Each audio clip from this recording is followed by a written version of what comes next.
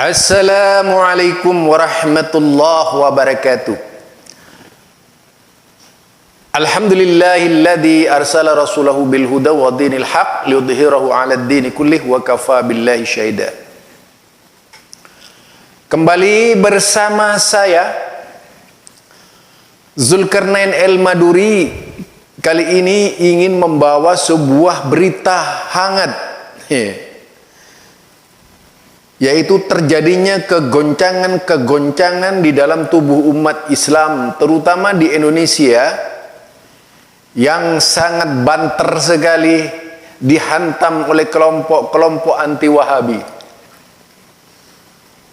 Yang menjadi pertanyaan kita, siapa sebenarnya anti-Wahabi ini, siapa gitu? Mereka yang menghiasi dunia dengan paham-paham yang mereka anggap lurus dan tidak sesat, kemudian menghantam Wahabi sebagai kelompok sesat. Di Libanon, yaitu tahun 1964 atau sekitar 1950, itu sudah ada gerakan yang namanya gerakan Ahbasyi. Ahbasyi ini muncul dari seorang tokoh sufi terkenal, tokoh torikoh.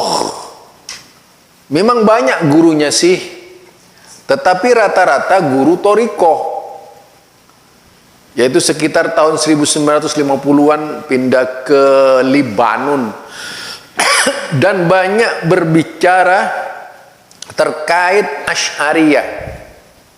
Jadi mengungkap pemahaman-pemahaman yang dianggap sesat oleh kelompok ini, padahal kelompok ini sangat sesat ya. Mereka berada di bawah naungan bendera Asy'ariyah atau paham Asy'ariyah. Ahbasyi ini kalau di Indonesia gayanya seperti Idrus Ramli gitu. Jadi gayanya itu seperti Idrus Ramli, menyesatkan orang, menganggap haram sholat dengan Wahabi, persis tidak ada bedanya.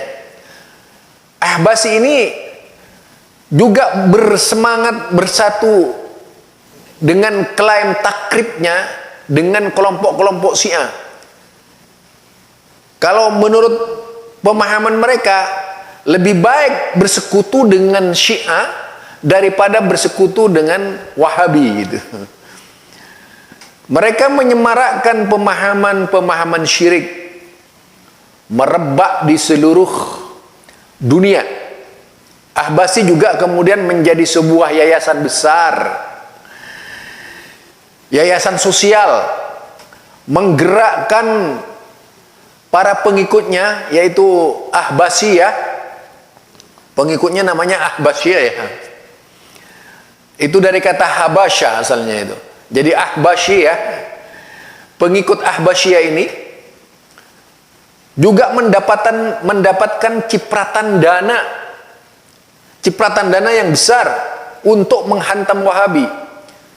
Selain banyak sekali dari kalangan, yaitu donatur-donatur dari Syiah yang ikut mengambil andil dalam gerakan Ahbasyi. Akidahnya Asy'ariyah, bahkan lebih parah dari Asy'ariyah.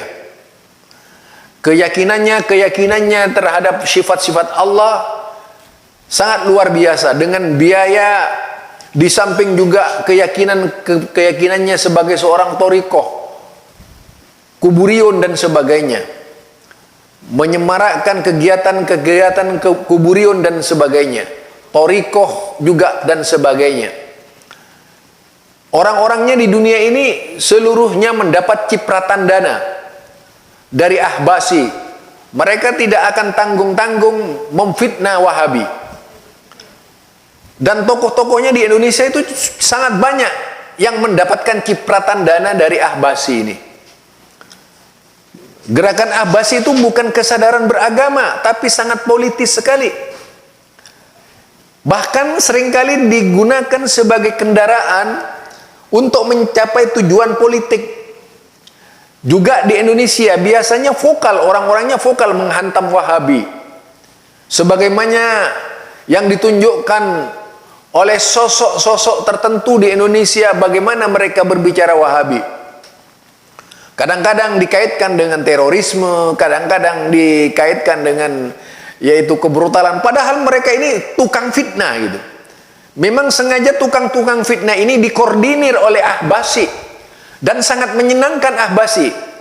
Ahbasi juga dikenal sebagai Syekhul Fatan atau Syekhul Fitnah, yaitu tokoh tukang fitnah yang bergerak di bidang bagaimana menyemarakkan paham-paham mereka di dunia. Jadi di belakang anti Wahabi itu adalah tokoh-tokoh yang mendapatkan dana dari Ahbasi. Jadi siapa saja yang anti Ahbasi, yang ekstrim, aliran keras dan sebagainya, mereka itu dapat cipratan dari Ahbasi. Jadi Ahbasi ini punya keyakinan lebih baik bersekutu dengan Syiah daripada Wahabi tadi. Sungguh mengerikan jika kita melihat di Indonesia sosok-sosok yang mendapatkan dana Ahbasi, kita bisa baca mereka itu radikal banget. Mereka kalau menghantam Wahabi itu sangat luar biasa, seperti menghantam orang kafir saja. Bahkan Wahabi lebih dianggap lebih kafir dari orang-orang kafir oleh mereka. Jadi lebih kafir dari orang-orang kafir, dan tidak tanggung-tanggung mengeluarkan statement-statement kasar dengan menuduh Wahabi sesat dan sebagainya, Wahabi dalam terorisme dan sebagainya. Karena yang bersangkutan itu mendapatkan cipratan dana dari Ahbasi. Sangat berbahaya sekali kalau hal ini dibiarkan dan berlarut-larut berkembang, yang akan menjadikan persatuan dan kesatuan di Indonesia akan sirna dan tidak ada lagi yaitu yang ukhuwah insaniyah, ukhuwah imaniyah. Kenapa umat Islamnya yang diaduk-aduk, dibenturkan dengan kekuatan-kekuatan yang ada? Mereka bukan tidak mendapatkan dana. Kalau dia menuduh Salafi mendapatkan dana dari Wahabi, mereka itu sebenarnya sangat lebih mendapatkan dana dari Ahbasi. Dananya sangat besar ya, bukan kecil itu. Mereka sekarang merambat ke Malaysia, merusak di Malaysia.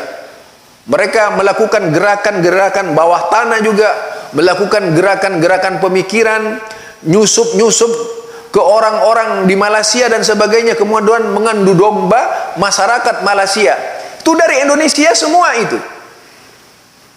Kita tahu orang-orangnya, sudah kenal orang-orangnya, wajahnya juga kita kenal. Siapa mereka yang katanya di Malaysia itu dia ternyata ada tokohnya, ada tokohnya di Indonesia ini yang memerankan anti Wahabi sampai ke Malaysia. Itu jadi kita jangan bodoh, harus cermat. Ini Ahbasi adalah gerakan luar biasa.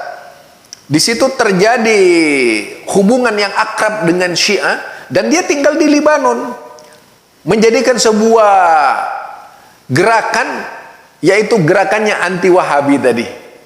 Mudah-mudahan Allah Subhanahu wa taala memberikan bimbingan kepada kita sekalian, menyelamatkan kita dari fitnah Ahbasi ini dan seluruh pengikutnya, seluruh yaitu komplotannya. Karena ini merupakan gembong kekuatan anti Wahabi yang terjadi di Indonesia.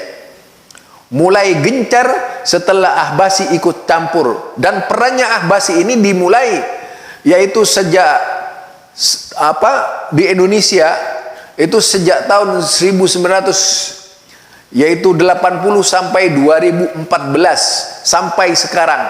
Mereka terus bergerilya di Indonesia agar Indonesia menjadi salah satu medan perselisihan antar umat Islam. Karena memang Ahbasi ini paling suka menjadi tukang fitnah. Ahbasi ini tidak ceramah, tapi sukanya memfitnah gitu.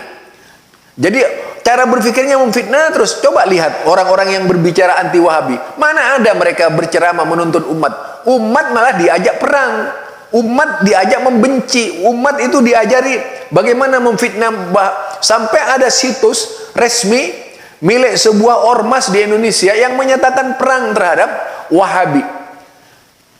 Ini sebuah skenario yang dibangun.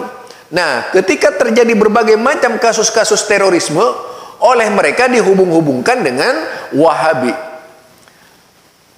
Barangkali ini saja ya mengenai Ahbasi, peran Ahbasi di Islam internasional. Sangat luar biasa dan sangat membahayakan. Jika kita diam dengan keadaan yang dilakukan oleh Ahbasi ini, tidak urung semuanya akan menjadi korban dari keganasan Ahbasi. Karena di Indonesia ini kelompok Ahbasi itu mau dikatakan lebih lanjut mungkin kelompok Habasyah. Kita kenalkan Abraha Habasyah itu dulu yang menghancurkan Ka'bah. Nah, ini juga adalah dari Ethiopia. Gerakan sporadis yang dilakukan oleh Syekhul Fitan. Syekhul Fitan, tukang fitnah artinya. Syekh pemfitnah, pengubar fitnah di seluruh dunia Islam. Subhanakallahumma wa bihamdika asyhadu an la ilaha illa anta astaghfiruka wa atubu ilaik. Assalamualaikum warahmatullahi wabarakatuh.